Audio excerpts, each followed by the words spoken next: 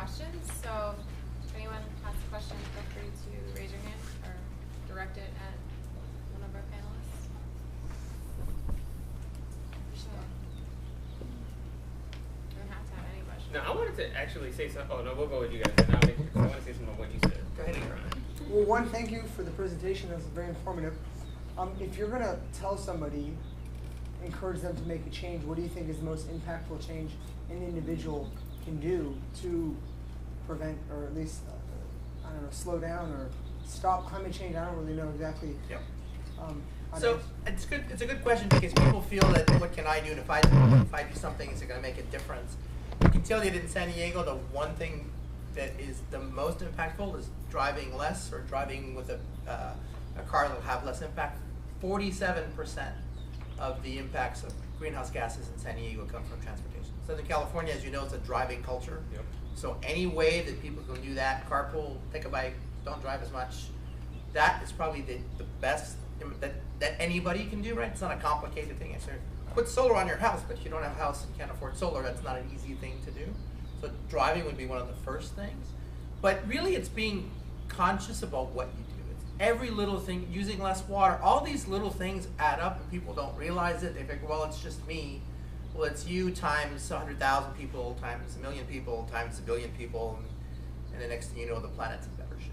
So the first thing I would say, though, for here, drive less.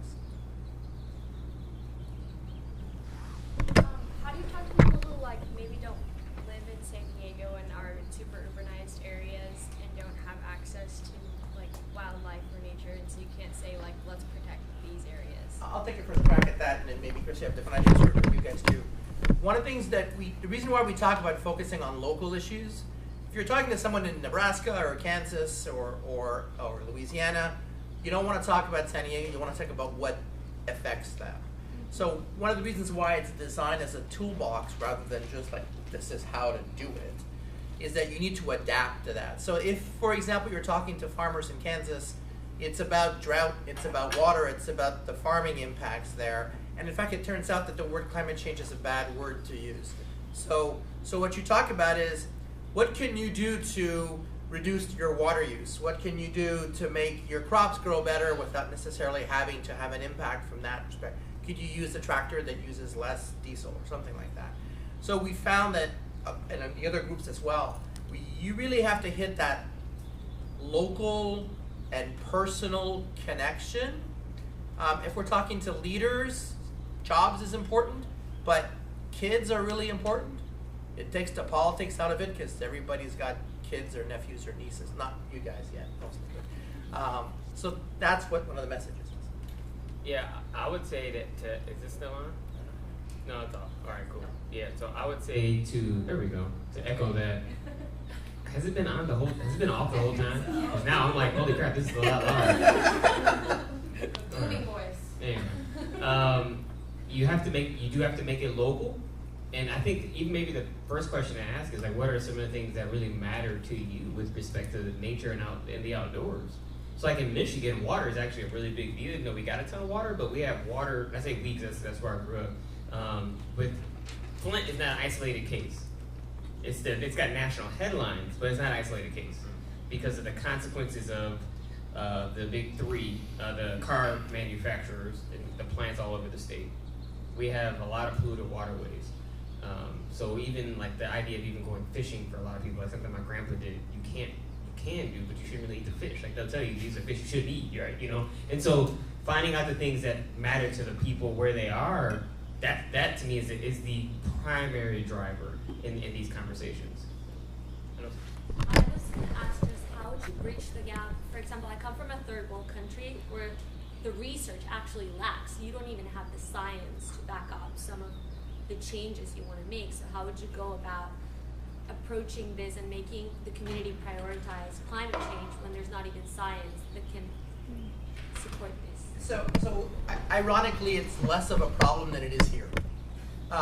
Because they are so impacted, they get it, right?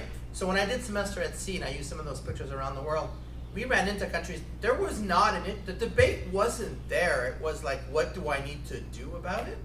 So really it comes down to, so if it's a community that's coastal, and one of the things that's happening is that there's flooding on a regular basis, then what is the affordable, applicable solution that could work? And sometimes you have to worry less about getting them the details of the science and more about moving towards the solution. Really, there's one political party in the entire planet that doesn't believe in climate change, and it's in our country. And this is a problem because we're dealing with that here as a fight against the science. In the other parts of the world, truly, it is not an issue. It's a reality. And so the idea is, how do I deal with reality without having to worry too much about the details? Does it really matter if in Guatemala it's 8 inches of sea level rise or 12? The point being is they're going to be underwater, so let's do something about being underwater, regardless if it's 8 inches or 12 inches or 20 centimeters, 30 centimeters. Are you talking to someone whose whole economy is based on a given process that is destroying the environment? I mean, when can you get to a point of saying this is more important than your house or than your money and then your earnings, whatever? My approach, if I were to talk to someone like that, is to show them an alternative means of making, not an alternative means of making money, I shouldn't say that. How might they adjust their production process to incorporate green technologies that can allow them to leverage it to increase capital? That's literally the kind of language I would use, because that's what they don't want to hear. So, and so I think that while there is a debate among social sciences, and I'll definitely say within my field in theology, as to how we want to have these conversations, there has to be a way in which we allow economic promise to be a part of the conversation. Like, to get a lot of people to get on board with addressing climate change from an economic perspective, they have to see how it's financially, like a financial benefit. Like, how can they make money doing this? And so that's how I would engage that conversation. It's not to say where you have to stop what you're doing because it's tearing up the planet, because it's true. But if you don't present an alternative solution to say, maybe you should consider about producing this product or changing this kind of way about doing it, because then we think it can enable you to still make money and you can ensure the kind of local, stuff that you're trying to talk about. You still got to find a way to tug at their heartstrings, I would say. But it has, just quite honestly, people in business are in business for a reason, right? We're in a system of capitalism. As much as you want to come into my class and rail against that, you're more than welcome. But this is the world that we're in, right? So we have to acknowledge that and address it. Yeah, I was just going to add to that I think, actually right now, economically motivated organizations, businesses, are taking a lead in addressing climate change and embracing sustainability practices. And I think there's actually a lot of innovation there that's happening. Locally we have the Clean Tech Association of clean tech businesses that's growing at a rapid rate. So I think it's really about helping to see the opportunity there and the innovation potential more than anything, and reframing, what's success, and I think that's a really critical piece. I want to add something. One of the reasons why we wanted you to hear what the way that Leah and Cristiano presented the material is the idea of the other business people or government people being ambassadors to me is also part of that, right? Because if I walk into the room to talk to business people, regardless if I'm able to get them solutions, I'm immediately pegged as the environmentalist, right? Because that's the label I get regardless of how I talk to them. And I can talk to them in the center, but if it's a business person that comes in and goes, I've been doing this and I'm making more money and I'm saving money and all this, oh, by the way, it's also good for the environment, then the business person is going to view it from a peer who's actually been successful. And that's one of the things that's important, and that's part of the reason we're talking about changing the conversation is, in some cases it's important for the scientist to be in the room, in some cases it's not important. It's important to have the leader or the communication person who could get the story out and connect to you differently, right? Because I could be convincing, but I'm still not a business person. How, I found, I think it was during your presentation, the partnership with K through 12 something. Is the 2050 plan like modified for elementary, middle, and high school students so that they can learn about climate change in San Diego? So we specifically chose to work on the leadership, in part because things are happening now and we wanted people who can make decisions today, not 18 years from now. Two of the other projects have focused a lot on designing resources for K through 12. And one of the sites in particular that's called CLEAN has an amazing set of resources for K through 12, and it's all connected to NGSS, the New Generation Science Standards. So they've created a tremendous amount of teaching related resources.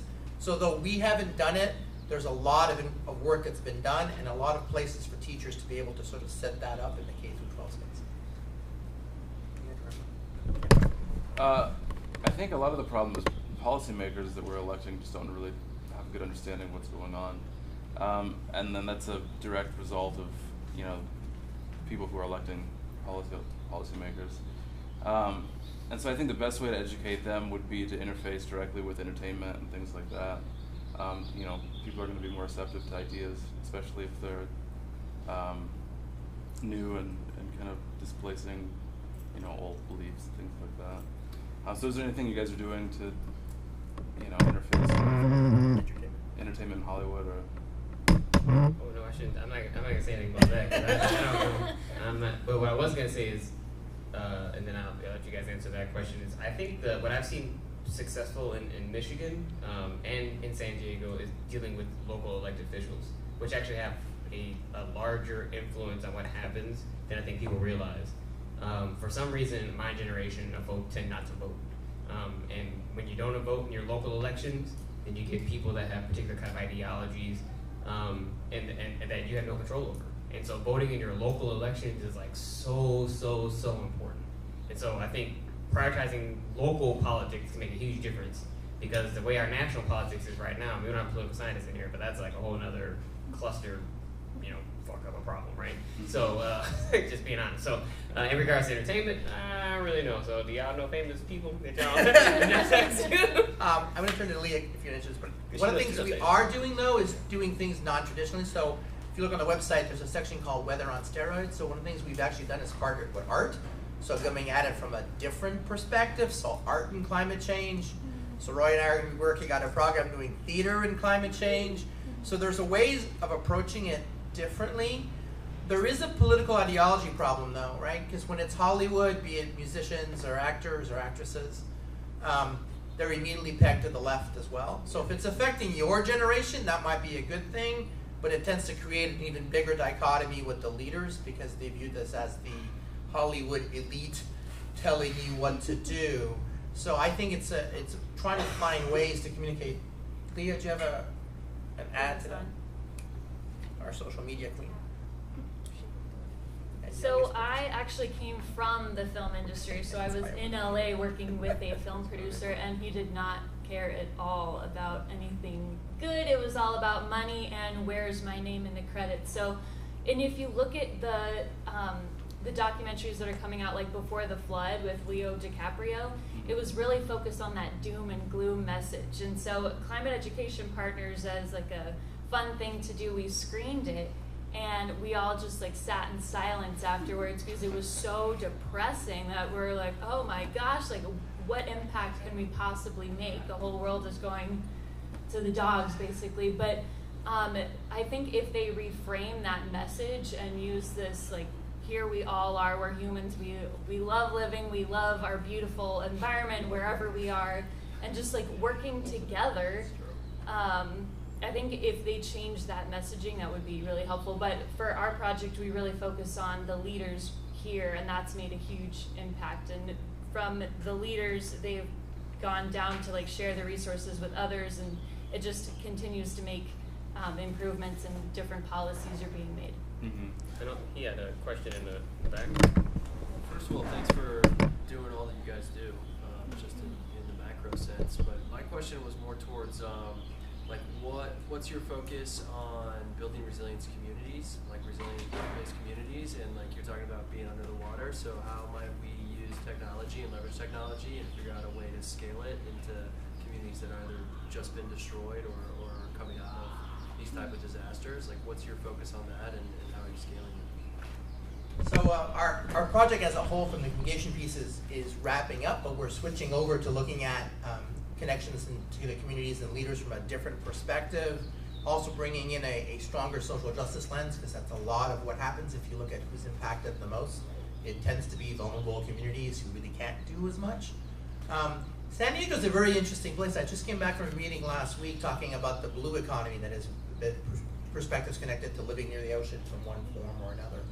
And there's a lot of interest in how do we build and design everything from how do you make sure the port is set up right? How do you build a new convention center so it's not underwater in 10 years? And the word resilient community is interesting because we view it as a positive thing. It's now become the new terminology in Washington to remove the words climate change. We're using the word resilient now, and they don't use the word climate change anymore. We are not directly going to be doing that, but what we're going to be hoping to work with is community leaders who want to do that and giving them the tools on how to be able to tell their story. One of the most powerful things in the storytelling space is to have another community do well. For example, Chula Vista winning awards is a really good incentive for the richer coastal communities who haven't done as much and go, wow, we should do this too.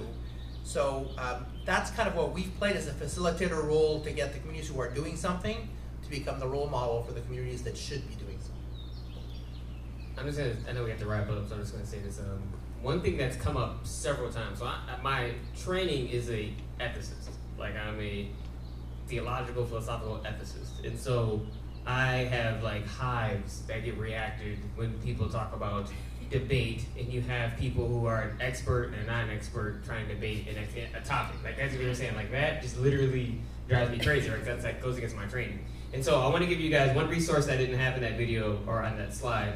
And it's something that I have all my students read in my one of my upper division classes. It's a blog posting. It's really brief, but it kind of explains, I think, fundamentally something I want us to walk away with. And it's called, the title of it, if you want to Google it, it's called "No, You're Not Entitled to Your Opinion." And it's funny because in my class I tell them, you're not entitled to your opinion, you're entitled to what you're going to argue for.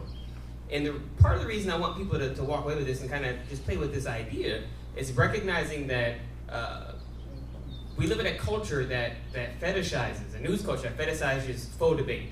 So we will have a just debate in general. So we'll have a scientist, someone's actually trained in climate science, come and talk about climate change, and then they'll have a climate change denier that has no scientific background training debate them on the merits of climate change. And it's supposed to be, you're supposed to interpret that and receive this as equal debate partners, right? And so the problem we really have is a lack of respect for expertise, right? I think on one hand, and recognizing that no, as a theologian, I'm not entitled to engage in a debate about climate change in the same ways that Michelle is. I'm just not. I understand it. I know a lot of science. I don't know as much as he does, right? And so, and I have to respect that. But in our culture, we believe that if you tell someone they're not entitled to their opinion, they think, well, then you're shutting down conversation, shutting down debate. I'm like, well, no, I'm not shutting it down.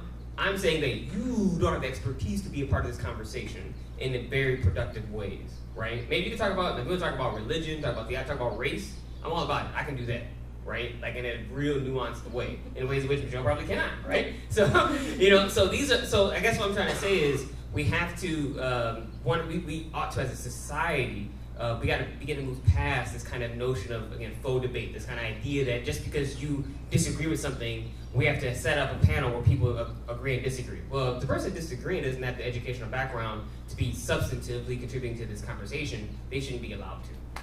Sorry. Go watch the John Oliver clip Yes. on climate change debate, and it will explain the concept of faux debates and opinions as beautifully as you can see it. With that, so we're gonna wrap up real quick. Michelle wants to Can I say just say one something. last thing? Of course. Please. I think one thing that's really apparent with what we've done with the project and the leader interviews is that, climate change as a topic, it's under siege, it's imprisoned. And so you all being here today and, engaging in the topic and talking and communicating, is part of really trying to elevate and improve the dialogue around this issue. So, I just really wanted to Thank you. That segues beautifully into my take home. Just a couple things. The reason I have this diagram up here is, I think for us, I think the thing that we hope you guys take away and kind of continue to spread in USD campus and beyond is this message that everybody has a place in the climate change discussion. We all have a say, it's impacting all of us, and thus we all need to be willing to kind of open up and explore that conversation. I think I wrote down a couple of take homes for me, starting with Chris, just the fact that when you're having a discussion with somebody about this topic, because it's a really dynamic, intense topic, being reflective instead of reactive in your message and how you're talking to somebody, and just using that relatable approach and that you're relating to somebody else in their story. You're not pushing your story on them. And from that perspective, I know you guys touched, I did watch that movie. That Leo movie made me cry so many times. And there are so many different quotes I could throw up here and throw at you about it, but it's just driving home that point again that this is a topic that's meant for here and for now, and the more we work as individuals to bridge that gap between science and the policymakers and the general public, I think the more dynamic and impactful we will be as far as this movement. And for me, and I hope for you guys, one way in noting that movement, and I think some of my stuff got a little messed up, but is recognizing that you have the ability to impact change. And the biggest way to do that, and this got messed up, so I apologize about that, so I'll skip to this, is through science communication. I am a firm believer that I think science communication is a really new movement that's having a lot of groundwork. There are so many different ways that you can get involved here in San Diego with that. There are tons of training workshops, not just for scientists, for anybody who has a passion for it and wants to learn about it. I encourage you to go to SDSU, look at ComSciCon San Diego. There's so many different things. The reason I have this picture up here, and the reason it kind of gives me hope, is this woman is Sarah El-Shafi, and she's a grad student at UC Berkeley, and she essentially said she had kind of had enough with the way there was this gap between science and communication and how people were interacting with the general public. She, if you can't tell from her back pictures, absolutely is obsessed with Disney, Pixar, everything.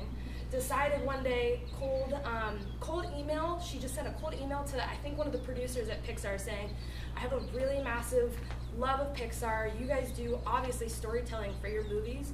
I'm wondering if you would be willing to develop a concept with me on how to relate your storytelling to my storytelling through science. That was 3 years ago now. I met her at a conference 2 years ago, and she has now exploded basically into a national workshop that she does. So she travels around the country with Pixar studio producers and artists, kind of hitting on that Hollywood perspective, going and teaching people how you can make climate science and science in general more relatable to people and speak to them on a level that is impactful for them. So this is kind of a message to you guys, and always for me, that you may think you don't have a voice and can't do anything, but in reality, we're the next generation and gonna be the ones that are impacted long term, and we have all the power. We just have to go out and be willing to use it. So with that, thank you guys for taking the time today, hugely. We really appreciate that. Woo!